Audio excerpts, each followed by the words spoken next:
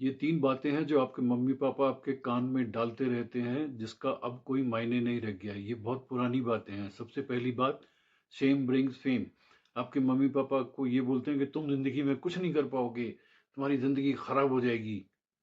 अब ये बातें नहीं चलती हैं। पहले shame used to bring fame, मतलब पहले किसी को अगर आप ये एहसास दिलाओगे कि तुम कुछ नहीं कर रहे हो, तुम कुछ नहीं कर सकते हो, तो वो इंसान मेहनत करके ज़िंदगी में कुछ करता था।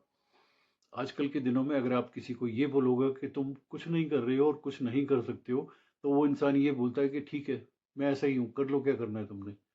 तो shame does not bring fame, इस चीज को आप एक्सेप्ट कर लो। सेकंड बात होती है निंदक नेरे राखिए। कहने का मतलब ये है कि जो लोग आपको क्रिटिसिज्म करते हैं, बार बार आपको ये एहसास दिलाते हैं कि तुम गलत कर रहे हो, ऐसे लोगों को नजदीक रखना चाहिए ताकि आप जिंदगी में इम्प्रूव करो। इस बात के अब कोई मायने नहीं रह गए हैं। जो भी इंसान आपके सामने आपके बारे में नेगेटिव बोले या आपको ठीक वाइब्स ना दे, उसको अपनी ज़िंदगी से उसी वक्त काट दो, चाहे वो रिश्तेदार हो चाहे कोई भी इंसान हो।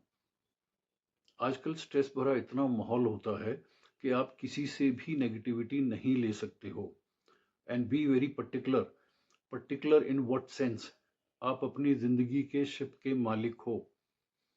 उस शिप के अंदर में कोई भी इंसान आ सकता है। वेलकम करो, जो भी इंसान आपकी लाइफ में आता है उसको आने दो, लेकिन उसको कहाँ बिठाना है ये आपके हाथ में होना चाहिए। उसको उसकी औकात के हिसाब से बिठाओ। और जिस दिन आपको ये लगे कि वो इंसान जो है वो तुम्हारे लिए नेगेटिव है, तुम्हारे लिए ना तो ठीक बात करता है और उसकी वाइफ भी ठीक नहीं है, उसको उठा के समुद्र में फेंक दो। Okay, be very particular about yourself. Protect your identity, protect your feelings, protect your peace. Don't give in के जस्ट बिकॉज समबडी इज रिश्तेदार, तो उसको तुम जो है अननेसेसरी जो है आप ड्यू एडवांटेज लेने दे रहे हो। अगर ऐसा करोगे तो आपकी परफॉर्मेंस में, आपकी ज़िंदगी में बहुत नेगेटिव इम्पैक्ट आ जाएगा। राइट। तीसरी बात है अतिथि देवो भव। पुराने ज़माने में ये होता था कि कोई भी अगर घर में आता था तो उसका बहुत ही आदर सत्कार किया जाता था। आजकल के ज़माने में कोई भी अगर गेस्ट आता है, वो आते ही तुमसे जो तुम्हारी लाइफ में नहीं हो पा रहा है वो पूछेगा, बेटा क्या कर रहे हो, बेटा कुछ तुमने सोचा अपने करियर के बारे में, और अगर करियर बन गया है तो बेटा शादी का क्या प्लान है तुम्हारा, और अगर शादी हो गई है तो बेटा बच्चे कब कर रहे हो। ये वो लोग होते हैं जिनकी खुद की लाइफ में कुछ नहीं हो रहा होता है, कोई ड्रामा नहीं हो रहा होता है। वो आसपास के बच्चों को, लोगों को ढूंढ ढूंढ करके उनको इस तरीके से पोक करते हैं। तो अब अतिथि देवो भव वाला जो सिस्टम है वो खत्म हो चुका है।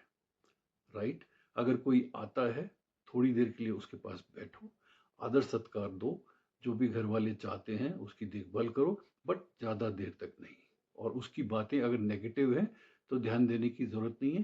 ज़रूरत से ज़्यादा अगर आप गिव इन कर दोगे तो हो सकता है कि आप किसी कंपटीशन की तैयारी कर रहे हो, आप बहुत अच्छे से अपना मनोबल बना के रखे हो, और ये इंसान आकर के 2 सेंटेंस ऐसे बोल के जाएगा कि तुम्हारी बैंड बच जाएगी।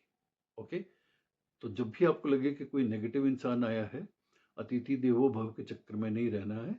उसको बहुत ही ब्रीफ इंटरेक्शन उसके साथ में करनी है और बहुत जल्दी वहां से एग्जिट मार लेना है। और अपने पेरेंट्स को भी क्लियर कट बोल देना है कि देखो, इस इंसान के सामने मैं ज़्यादा एक्सपोज नहीं होना चाहता, बिकॉज इसकी वाइज मुझे बहुत नेगेटिव लगती है, रिश्ते में चाहे वो आपका कुछ भी लगता हो। ओके।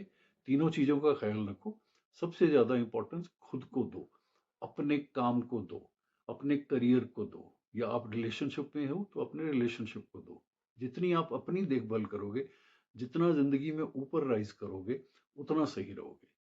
लेकिन अगर आपकी जिंदगी में कुछ खोट आ गया, आप करियर वाइज कुछ नहीं कर पाए, या आपके रिलेशनशिप में गड़बड़ चल रही है, लोग उस छेद को इतना बड़ा कर देंगे ना आपको बोल बोल करके कि आपकी हालत खराब हो जाएगी। ओके। ख्याल रखो अपना। Take care. It's your life.